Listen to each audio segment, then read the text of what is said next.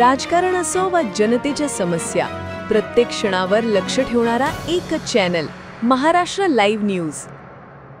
भंडारा जिल्ह्यात होऊ घातलेल्या स्थानिक स्वराज्य संस्थांच्या निवडणुकीत भंडारा नगरपालिकेचे बहुचर्चित उमेदवार आज काँग्रेसचे माजी प्रदेशाध्यक्ष नाना पटोले यांनी पत्रकारांसोबत बोलताना जाहीर केले। आता आमचं भंडारा झालेलं आहे, तर मी खासदार साहेब आता आम्ही साखरेला चाललो। जयश्री बोरकर या आमच्या भंडाऱ्याच्या नगरपालिकेच्या नगराध्यक्षाच्या काँग्रेसच्या उमेदवार आहेत।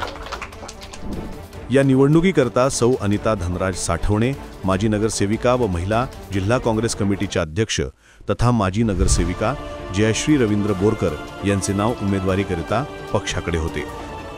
त्यानुसार जातीय समीकरण व सर्व शहरातील कार्यकर्त्यांशी चर्चेनंतर भंडारा शहर नगरपालिकेकरता जयश्री रवींद्र बोरकर यांना उमेदवारी घोषित करण्यात आली आहे।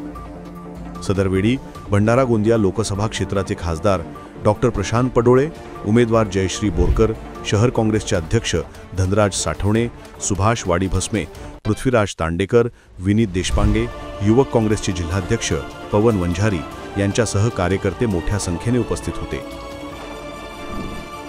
भाजपमध्येच मोठी बंडखोरी, काँग्रेसमध्ये बंडखोरीचा कुठं प्रश्नच नाही। त्यामुळे ज्या पद्धतीनं महायुतीची लोकांना विकत घेण्याचं म्हणजे जे मानस दाखवतात त्याचं चित्र आपण पाहतोय। आज अनेक उमेदवारांना तुम्ही राष्ट्रवादीवाला शिवसेनेचे घेऊन पळतोय, शिवसेनेचे राष्ट्रवादी घेऊन पळतोय, बीजेपी तिसऱ्याचं घेऊन पळतोय।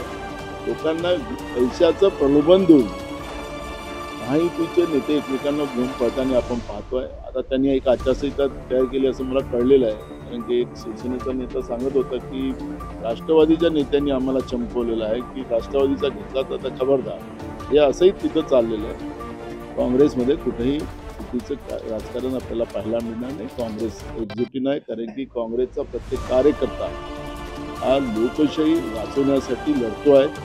ज्या काँग्रेसने या देशाला स्वातंत्र्य मिळवून दिलं तेच आता लढाई आता आमच्या या अलीकडे काँग्रेसच्या कार्यकर्त्यांना आलेली आहे। या निवडणुकीच्या माध्यमातून पुन्हा लोकशाही प्रस्थापित व्हावी असा मानस काँग्रेसच्या नेत्यांनी कार्यकर्त्यांनी मनात आणलेला आहे, आणि त्यामुळे काँग्रेसमध्ये आपल्याला कुठेही फूट पाहायला मिळणार नाही। Shashikant Bhuir, Maharashtra live news, Bhandara.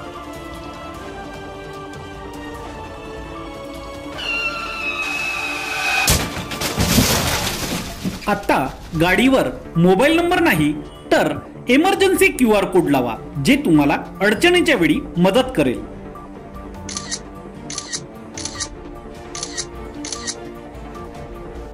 बनवा व्हिडिओ, पाठवा व्हिडिओ, आम्ही तुमच्या न्याय हक्कासाठी लढा देऊ।